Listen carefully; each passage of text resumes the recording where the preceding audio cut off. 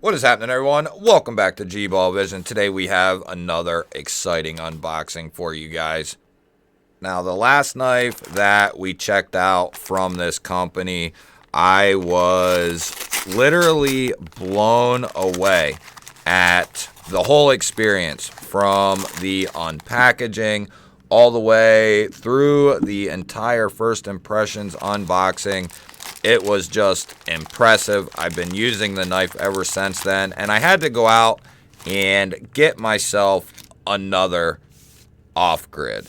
These things, guys, if you want utility, if you want something that is functional, then Off-Grid Knives is definitely a company to take a look at. We have the same exact unboxing. They seal everything in a cellophane. You get a sticker.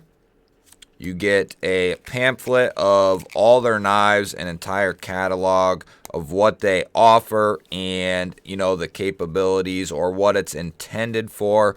Let's get a little bit of this stuff off the table here.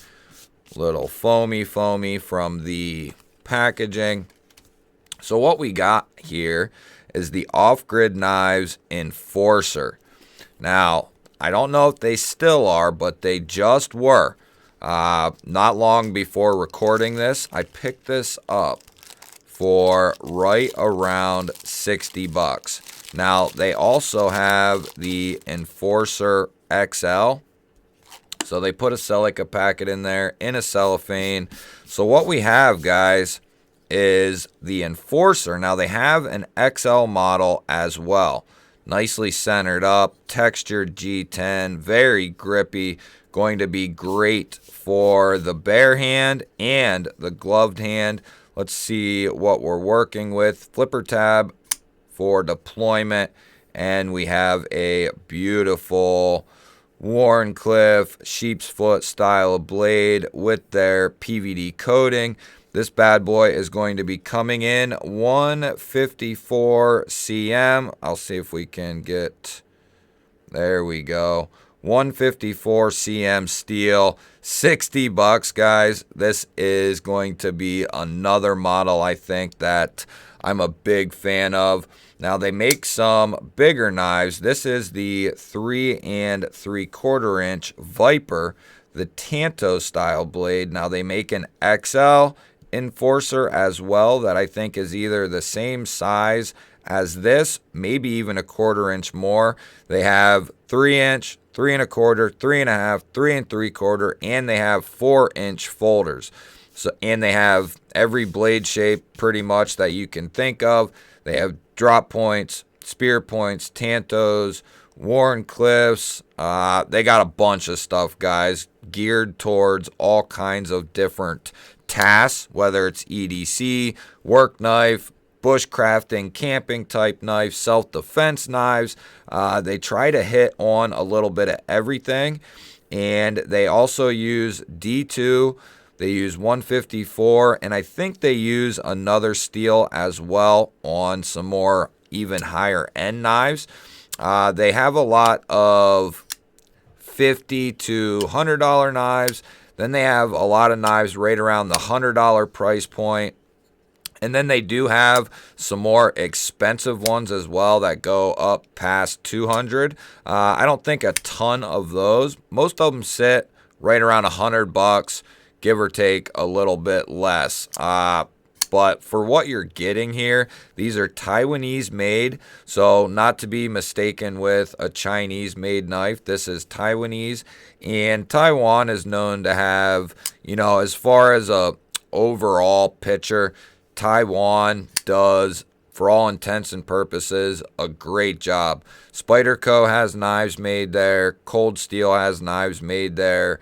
And then there's also a lot of other formidable knives made in Taiwan. Off-Grid also does their knives there. They are a U.S. company that supports all kinds of branches of military, police, different government agencies like DOD and all that sort of thing. They are also a Pro 2A company. So I've become a huge fan of Off-Grid. And we should be receiving some knives from Off Grid to take a look at. And I'm really excited about that as well. Now, you do have a little bit different of a pocket clip on this guy. I think this is a touch older of a model than the new Viper V2. You have a little bit more of a minimal clip than, here, but it's still streamlined. It's still slim. It's a little bit longer, but I don't think that it bothers my hand at all. Yeah, that's not bad at all.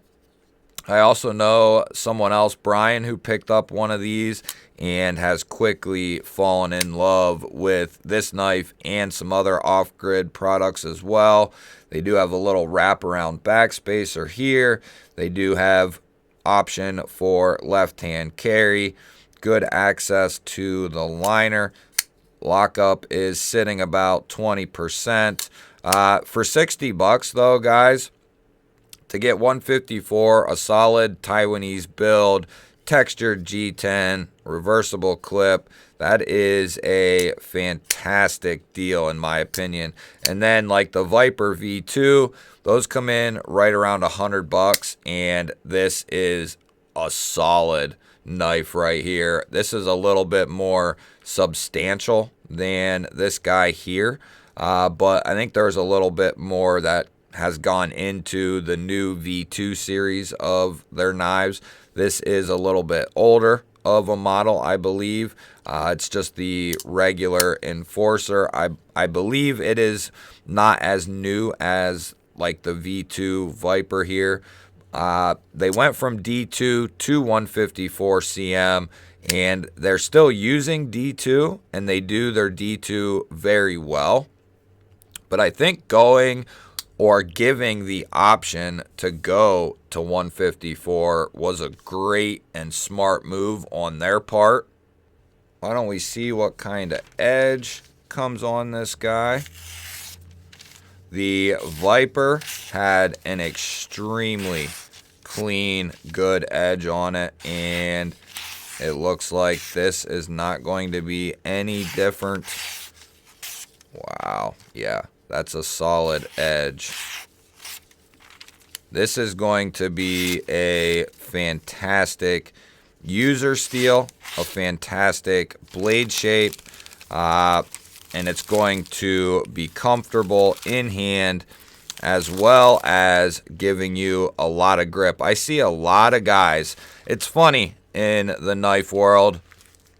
You see guys who complain about one thing, and then when there's other knives that offer the answer to that issue, they want to complain about, whether how it looks or how it feels or it's too grippy or something of that nature. There's guys that say, for instance, the cold steel here, this is just too slippery with these aluminum handles. But, I have never had an issue. I guess if your hands were covered in oil, then I could see having an issue. But the answer to something like this is going to be some sort of textured handle like this G10 here. And this is perfect, guys. And I have to admit, you get a way better grip on something like this than the aluminum.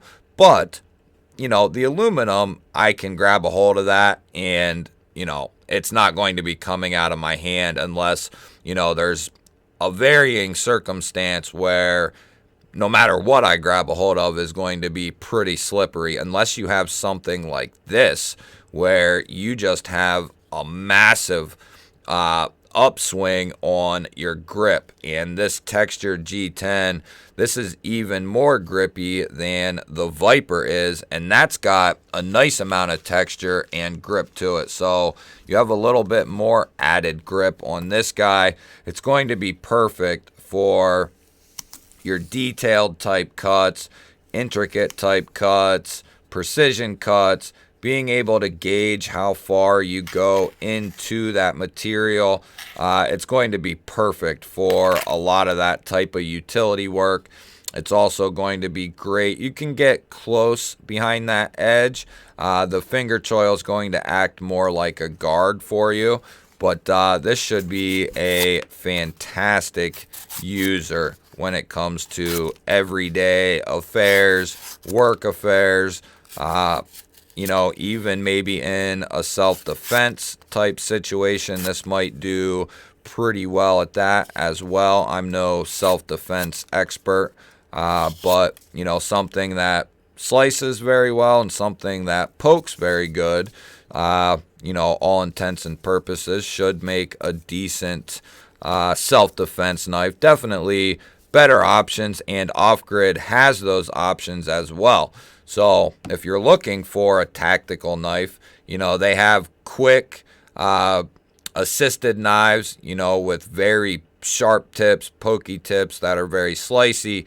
They make work knives, EDC knives. They have a little bit of everything for everyone, and that's something else I really like about the company on top of everything else that they stand for. Now we're going to get the whacker out here, and we're going to just test that lock very lightly. Keep in mind this is brand new, out of the box, only been opened and closed what you've seen here. So we're going to just give it, a couple lighter taps, and then a couple. Yeah, it's solid, guys. I beat the hell out of the Viper. Initial unboxing, I tested it, and then I've been using it quite a bit since the unboxing, and the Viper is just rock solid, guys. This thing is a tank, and it seems like this is going to be heading that way as well. It's already breaking in very nicely. Keep in mind, a solid lockup, out of the box, the more times you open and close it, the more times you use it. It should get stronger and stronger as you open and close it, as that liner moves across that tang slightly. It's going to increase that spring strength. We have the new and improved, finished by yours truly here, the new spine whacker. She's beautiful. Going to break some hearts for sure. But hit the thumbs up button, guys. Let me know down in the comments what you think of this guy. Off-Grid has really caught my attention with these last couple of designs and all the things that their business motto, stands for, who they work with and who they support. Those are big things. What's the company doing behind the scenes? Who do they support behind the scenes?